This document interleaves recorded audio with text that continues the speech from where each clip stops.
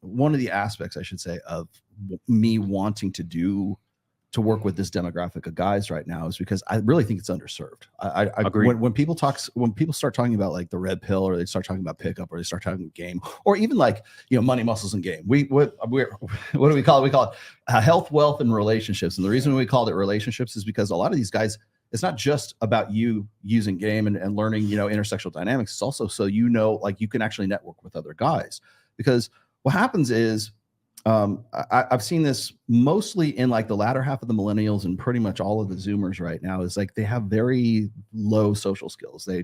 Because it's necessary for you to be out there to learn from imitated behavior, like, or see somebody do this and then you pick up on that. We're social animals. We learn from other people. Okay.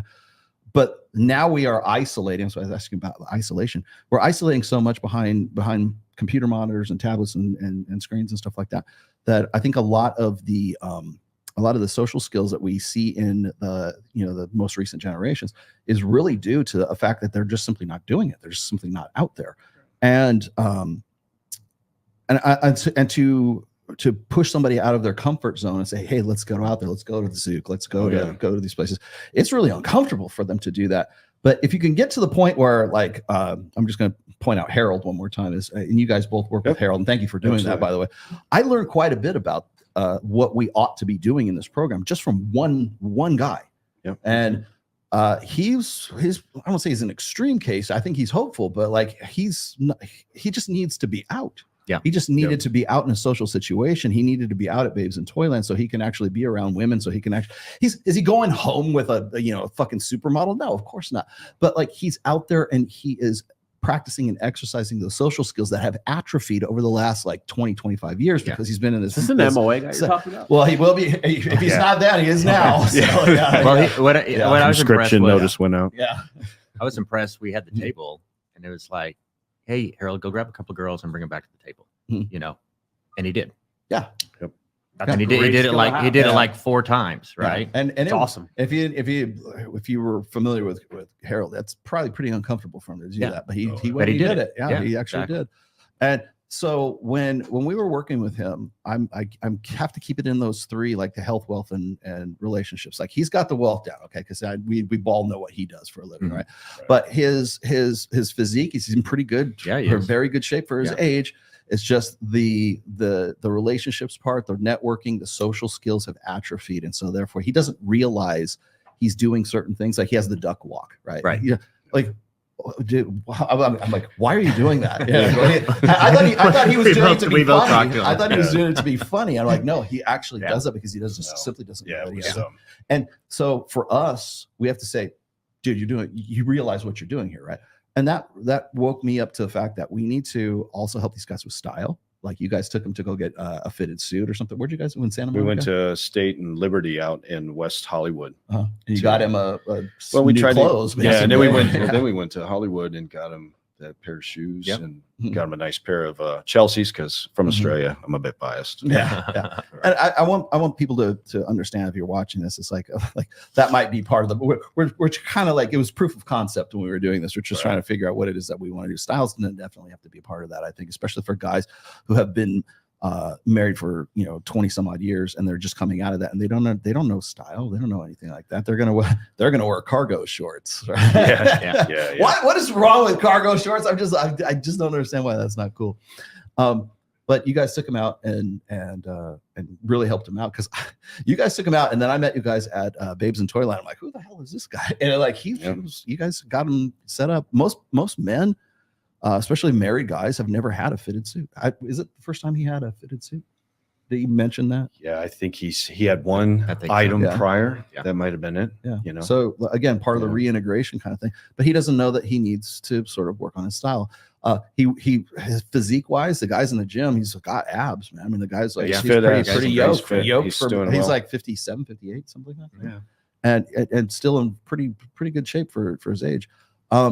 But then it's the mild mannerness. He talks like this, and he's like, it's like, use your outdoor voice, motherfucker, please. Well, that was tied to his posture as well. Yeah, exactly. So and so I think that comes from not using those skills, like not really even having any occasion to do so. So like when guys are like wondering like, why did my marriage fail?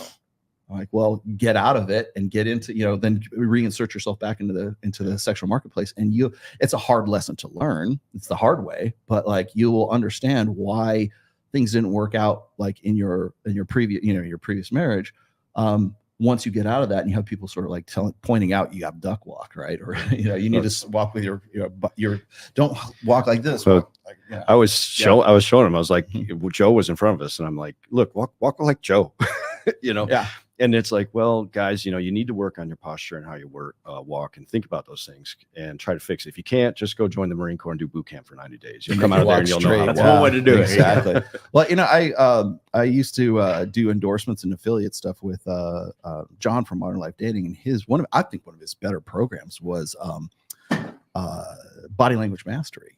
And when I first started, I didn't endorse him on the first one. I endorsed him on the second one. I'm like, do I really want to make sure I'm auditing the class and make sure it's not bullshit, because I'm careful what I put my name on. And so I endorsed on the second one because when I saw the first one, I was like, how do these guys don't know this? Like, to me, it seems like a no-brainer. Like it's obvious that when a woman is interested in you, when she's not, how you should walk, how you should talk, put your chest out, that kind of stuff. And just simple like body language that women pick up on, or sub-communications that women pick up on.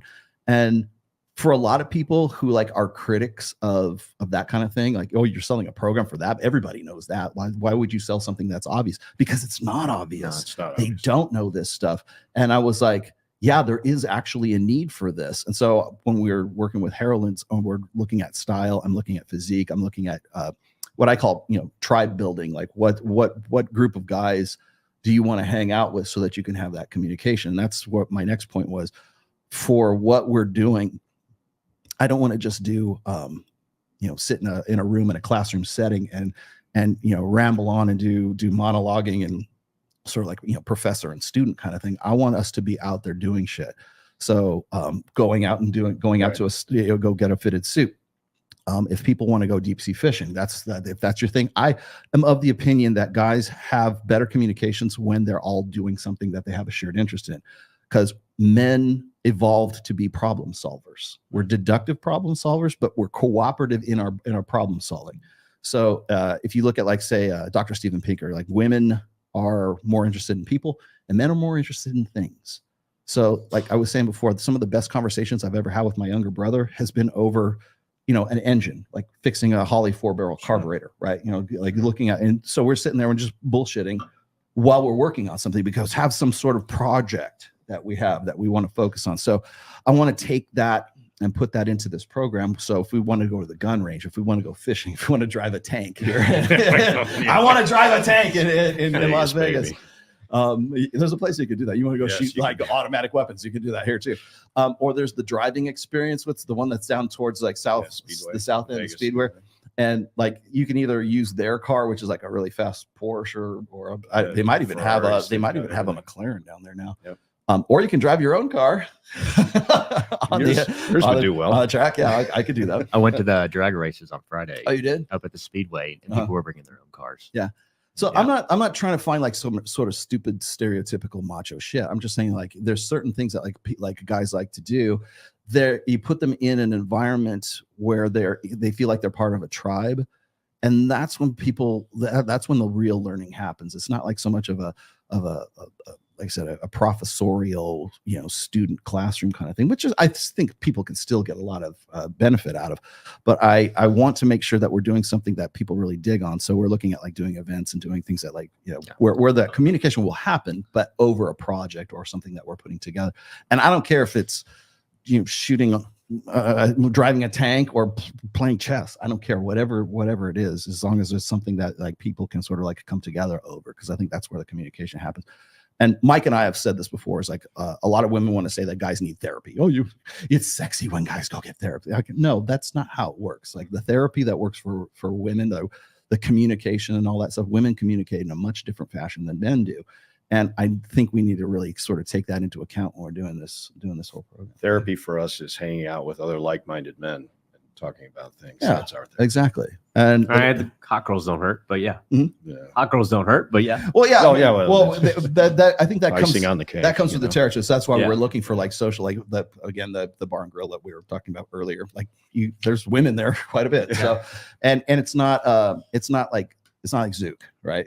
It's like I know that the younger crowd likes to go to those. They like to go to Sapphire, like see titties. Yeah, and I like to see titties too. But the thing is like for instance, like I like Jason Hartman is only going to stick around for so long, and he's going to go back because he can't like hear himself think over the music that's there. And it's fun when you're jumping around and you're tossing them back and catching a buzz. But the thing that I was talking with Joe about is that it would be great to be able to have or to put these guys into a situation where they can still have conversations. Yeah. Like when we was it you said go get two girls? You told Harold to go get like two girls or something, drag him back to the thing. Yeah. He's he didn't drag you him remember back. this part He convinced when him to come we back. were there and I saw him up at the table and he had one girl. I was like, holy shit, Harold's got a girl. Rolo was so proud. And then we were going. when was this? It was at Basin This was at Toyland. Basin, The last one. Basin Yeah. Toyland, yeah. Okay. And so I was gonna go up and talk to him or something like. He's like, no, let him cook. Yeah, let's Because that's what he's. I mean, that's what he's there for, right? I'm like, okay, I'm gonna leave him alone and let him do his thing, right? And I'm glad I did now. But yeah, I think that just the ability to be out there and sort of like put yourself out. Well, that's it. So we're like, you come out of your comfort zone. The idea is to find out, hey, so there are a couple of things. One, men work all day, come home. They don't necessarily know how or where to go to be in a social scene or social circle. So that's one of the things we're going to help with. The other thing is finding out what you do like to do and us finding places for you to go do what you like to do and be in a social setting. Yeah, I think other people need to know that we're not just going to do this in Los Angeles and Vegas. We're going to do this all over the place. Yeah, wherever you are. So that's one of the good things about the immersion is they show you how to take the skills you learned here to take back into your own community and build your own social circle wherever you are. That's great. And I think it's really important to emphasize, like, it's not about Zook or it's not about just like just the occasions, the events. It's just the fact that like if you could do it in Zook or whatever club it is, right? You could do it in Zook. You could do it back in Maine. You could do it back in fucking Maine. You could do it back in whatever town you're in. The point is like to just do it to the highest level of stimulus. Like if you could bench 300 pounds, you could bench 200 pounds. That's the point. That's right. Yeah, that's the thing. How much can you bench? Oh man, we were just talking about this just a minute ago. Yeah, fun. I know we were. Down there. That was, by the way, that was a flex. It's a work in progress. It's a work in progress. Yes. Literally. What do you think? What do you think some of the most common problems these guys of this demographic actually deal with? Well, first of all, having been in a divorce, if it was a contentious divorce, there's probably some parental alienation. There is you being ripped away from the community that you've been building over the last 10 or 15 years. And now as a man, you're out on your own having to handle stuff. So, and a lot of families are geared around the activities of their children, right? True. So then your friendship base is people that are the parents of the kids that play sports with your kids. And when you get ripped apart, it's been my experience that most men don't continue to hang with those circles, right? Because mom's still taking them to the games and things like that. So, and women have much broader social networks than guys do. Right. I've encountered guys who have gone through divorces and they're like religious guys, and they would think they would be able to fall back on like sort of their church groups and stuff. Yeah. Non-existent. Really? Yeah, non-existent. Yeah. Because they always take the woman's side. Because if the woman is divorcing the guy, and remember, it's like 75% of the time she's the one doing the divorcing. He must have had a problem with porn. There must have been something going on. It must have been his fault, right? If you get divorced, it's a man, or if he cheats, it's his fault. If she cheats, it's still his fault. It's all the above. Yeah. What do you think is one of the most common things? I think that's the thing is it's so tough to go through. And you have a lot of ego investment in the relationship you're trying to get out of. You're trying to separate yourself. If you had one-itis issues, those are huge problems for guys coming out of a relationship. And understanding and appreciating your own value, and understanding that you do have value, and that and to then start saying, I need to work on myself. I'm always a work in progress. I'm going to become the best and most interesting version of myself. Some of the things I did. I bought a motorcycle. Yeah. I took up golf. I did a lot of things that challenged me physically and mentally to be a better person. and then try to help other guys that are going on that same journey that I'm already on. And so I think that's a real struggle is, okay, you didn't self-delete, which is great. So now let's start building. What? Now let's start building. Let's get a focus. Because in a relationship, we've talked about it. You've talked about it a ton of times. You have kids, she pulls you away from your social circle that you already had before you met her. That, all your friends, you fall out of connection with guys that you would hang out on a weekly basis. And it gets to be maybe once a month, then once a year. You need to go back and reestablish all that or create new ones. And I think that's the biggest thing that guys need to do is, like I said, when I came to immersion, what did I want? I don't know what I wanted out of it. I just knew I needed to do it. Yeah. I'll figure it out as I go. Right. And I think that, guys trying to find a path, trying to find a focus. Yeah. And start improving themselves. James, I actually have a question for you. Sure. Shout out to Jordan because you got the easiest sale of your life. But what made you just join like off the whim like that?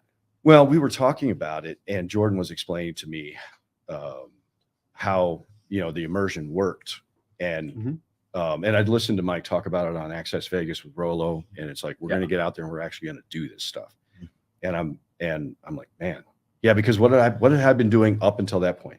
I've been watching videos. I've been reading all of Rolo's books. I've been reading books and books and books and books, and thinking, okay, I could do this. That's what guys will do. I could do that. Well, no, man. When you walk up cold to somebody and you say hello, it's like, what are you going to do next? Yeah. So that and what you said is 100% true, and Joe said it as well. It's like we talk a lot about Vegas and we talk a lot about LA, but what you learn there, this is the majors. Yeah. You play in the majors. You can go back and play Little League anywhere else in the country. And it's become that connector, become the person that knows where are all the best places to go. What are the best things to do and most interesting things to do where you live? Yeah. And I think that's what we try to strive to get guys to do. Do you think you're better at that now? Like, well, I would say cold approach, but like introducing yourself and actually having a conversation. I'm going to put you on the spot, but let me ask you. Absolutely. Absolutely. Because I think that, the immersion. I already know the answer, but the immersion gives you what we call reps. You're getting out there and you're trying. Sure. When we were talking about the babes in LA afterwards, and you were asking me questions, and I'm trying to remember what you're talking about. Let me set that one up for you real quick, because the people in my Patreon were not my people in my main audience. So if you're part of my Patreon group, this is already old hat for you, but we were at Babes in Toyland, and we were back by the photo area where Mike does all the interviews and stuff. Yeah. The red carpet. Yeah. The red carpet part. And we're back there with this, what's the guy's name? Oh, Scott, the guy with the big, he looks like Justin Waller, by the way. Scott looks a lot like Justin. Yep. But you were back there, and there's two chicks that came up, and Scott pulled one off, and you got the other one. Yeah. And how old do you think the one was a brunette, you got the brunette, he got the blonde? Yeah. One was in her 20s and the other one was in her early 30s. Early 30s. Was that the one you were talking to? Yeah. And there was a point where something like you were, because you always are very well dressed when you go out to these. He was at the white party in a full three-piece suit? Three-piece suit, and with the Merovingian knot on his. I was like, "Fuck, dude! I know who you. I know who you were looking." So I subscribe. You can go to instead to my highlights. You'll see the whole reel. Yes, I mean he looked like the engineer, or was it the architect from the That's Matrix? Right. Yeah, that's good. And, that's good. And so he's there. He's very well dressed, and these two girls come up, and then Scott starts chatting up the blonde, and then the other one actually came up to you. I think she almost opened you. Yep. And she said something to the effect like, that's a very expensive suit or something. That looks expensive. That looks expensive. And you're like, that's because I am expensive. And with no pause in between there. And I'm like, damn, that was fucking smooth. But then I went right back at her and I said, are you expensive? Yeah, exactly. And she was like, what? And that was funny because I use that as an example of sort of that back and forth, right? In the player's handbook, I call that fencing, right? It's like it's verbal fencing. It's like thrust, parry, repost, reestablish that kind of stuff. I have a fencing background. But it was like perfect because it's like, that's a very expensive suit. I'm very expensive. Are you very expensive? So bam, bam, bam, bam, right? And I was like, God damn, I wish I had all that. I wish I had a camera. God damn it. I didn't even know you were watching. I was I see. And that's funny. I'm glad you brought that up too, because like people always say, well, Rolo doesn't know any of this shit. He's been married for so long. He's been out of the game for so long. I'm like, yeah, but you guys don't understand how unique my position is, because I've been in wine and spirits for some 20 some odd years, and now I'm doing this, right? So when I go to events like that, I don't drink. So I'm there. I'm taking mental notes the whole time I'm there. That's why I remember that, because that's something I'll remember. Harold pulling that one girl up to the table and stuff, which is awesome. Incredible. It's like seeing a unicorn. You know? Bro, actually, I want to say something on that, because I've heard that comment so many times, and Mike and I on our podcast talked about it. I'm like, guys, for people watching, like, Rolo goes to all of our events, hosts this panel podcast. You're around more beautiful women than 99% of guys. Yeah, like you're around more beautiful women than 99% of the guys who are talking about this advice. Whether you're married or not, it's irrelevant. As a matter of fact, I think the fact that you've been married for so long successfully isn't a testament to that. Yeah. So sorry, just coming up on 28 years. Well, you know, I'll tell you, there was a time. Well, as I said, the manosphere and the red pill goes in cycles, right? So right around 2019, 2020, 2021 in there, like people were giving me and Ryan Stone and all these guys who are like either de facto married or have been married for a very long time and saying, well, you don't have any receipts. What are you talking about, man? Fuck you. Like that, as if that's like some accreditation of whether or not you ought to be giving advice or you ought to be. And I don't give advice. I just give analysis basically. But so it used to be that if you were married, that was a mark against you, right? Now, if you're married, especially in an election cycle where like moralism is a big deal, and they want, the reason why I don't get on Daily Wire is because I'm married.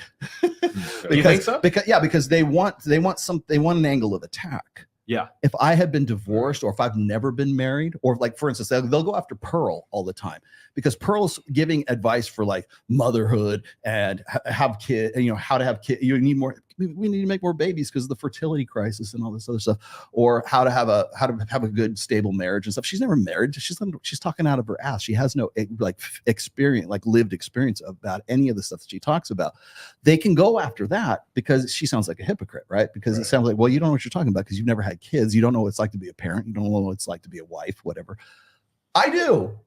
And I'm still waiting on my fucking call. Matt Walsh, you know, still waiting on that call. And it's never going to happen because they don't have an angle of attack. No. There's nothing salacious about me. Like I am what I am, and I say what I say, and that's it. Wait, so. But I feel doesn't the Daily Wire promote like marriage and like family and stuff you like would that? Think, so wouldn't that but I'm be boring. More of a reason? I'm boring to them. Yeah, that's a good point. The thing is I've been married longer than any of the hosts that are on. Well, with the exception of Andrew Klavan, maybe because I know how old he is. But although maybe I think he's been divorced at least twice, right? Andrew Klavan. I wouldn't know. Yeah, anyways, maybe. But as far as that's concerned, like when people like I'll see this all the time on on Twitter. From really super moralist, I mean, the big accounts, right? And they'll say like, well, you know, these red pill guys don't know what they're talking about. They're all damaged goods, and they never talk about family. And I bet all of them, you know, show me one example of these guys in the red pill who has a successful marriage and a healthy relationship. I'm like, yeah, hello. Fuck that guy. Moving on. Outlier. Yeah, exactly. I'm like, I wrote the Rational Male. I've been married for coming up on 28 years. I have a child who's actually married as well too. Like, can we talk here? No, they don't want to have that. They don't want to have that conversation. So, but I find that like that really kind of like the height of hypocrisy, because like it used to be like, you know, Rolo can't be red pill because he's married, and he can't be married because he's actually red pill. I can't win either way. So I'm just going to do what I'm going to do.